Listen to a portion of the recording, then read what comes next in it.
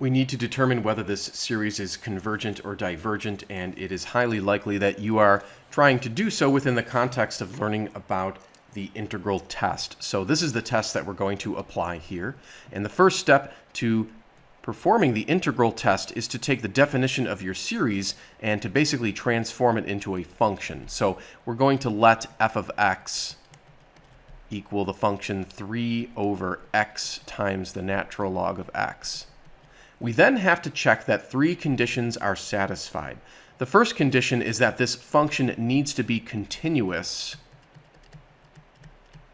and it needs to be continuous in this case on the interval from 2 to infinity.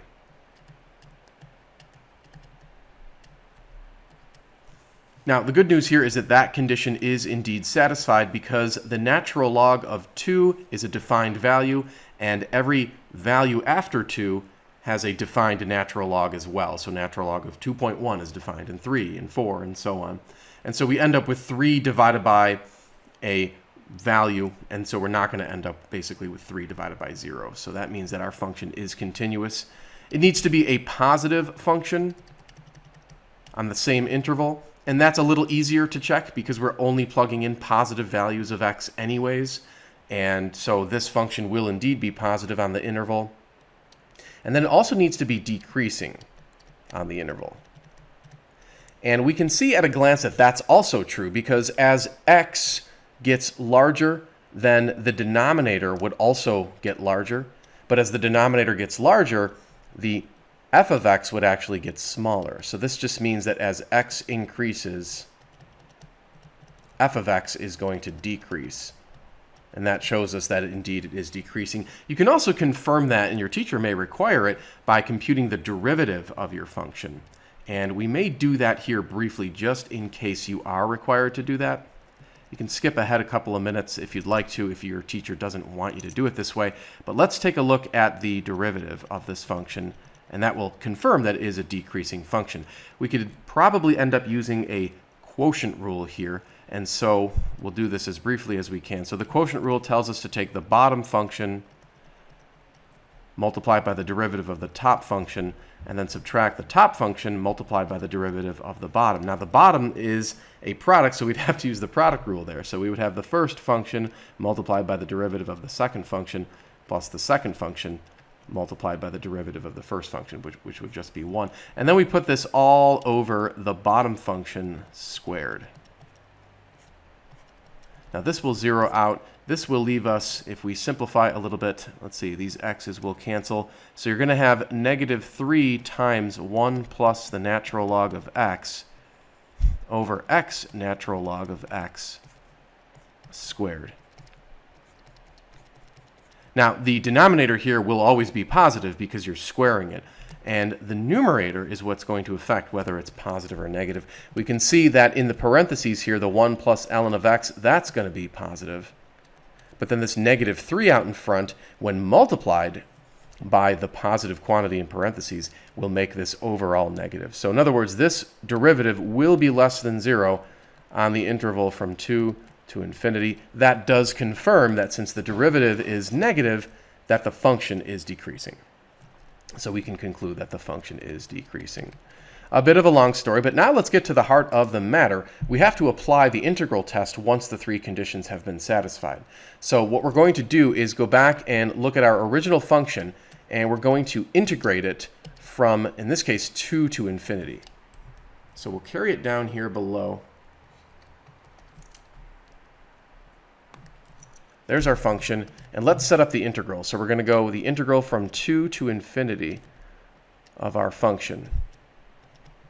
Now this is an improper integral, so you probably have learned that you're going to replace the infinity with the variable t. And you can do that as long as you take the limit as t approaches infinity. Now we have to find a way of determining the integral, and it looks like a u substitution will be necessary here. So let's let u equal the natural log of x. We could then differentiate both sides, so we get du dx equals 1 over x. Let's cross multiply, so you would have x du is equal to dx. So now take a look at your integral. You have the integral of 3 over x times, all right, so the ln of x, we're going to replace that with u.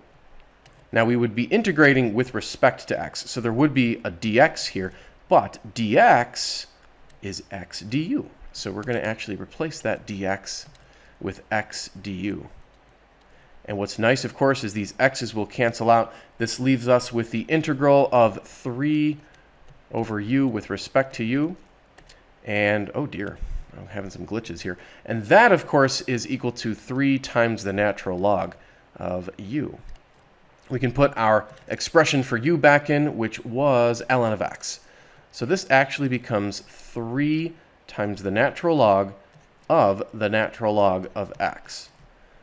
Now let's put the bounds back on. So we're going to take the limit as t approaches infinity of 3 ln of x evaluated from 2 until t. We'll plug in the upper bound first. So we'll have the ln of t minus the ln of, and then we plug in the lower bound, so that would be the ln of 2. Now we can basically let t go to infinity. So we're going to have 3 times the ln of infinity minus the ln of 2. Now what really matters is figuring out this quantity right here. Now the natural log of infinity, this quantity right here, is infinity. So this actually becomes 3 times the natural log of infinity minus the ln of 2.